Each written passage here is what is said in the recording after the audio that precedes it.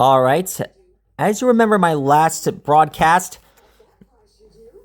I'm just here to tell you that, well, I did some research, and it turns out they're not removing every exhibition. Apparently, they're only removing skeletons that have to do with human remains. Apparently, they're trying to remove anything that have to do with human remains, starting with this one that I just found, about a warrior from Mongolia in 1000 AD. Turns out they're only doing this for public reasons. Like, they shouldn't be showing this due to censorship reasons, and possibly because of what happened in Israel. I kind of feel guilty about this. And to be honest, this museum is like a home to me.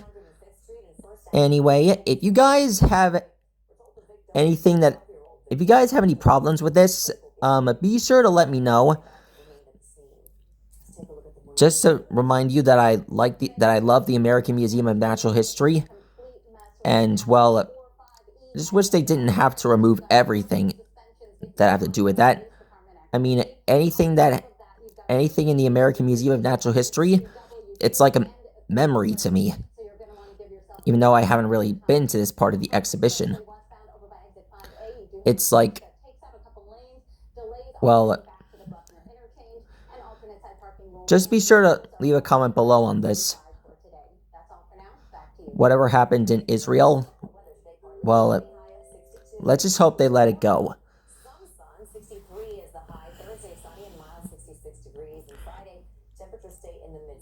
Oh, and one more thing. The reason why I haven't been posting any short films for 48 hours last week is because I had to go on a hiatus.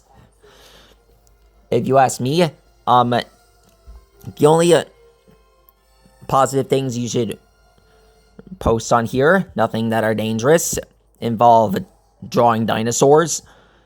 Well, anything that has to do with dinosaur videos, Pokemon card reviews, unboxing videos, and historical monuments. Anything that has to do with that.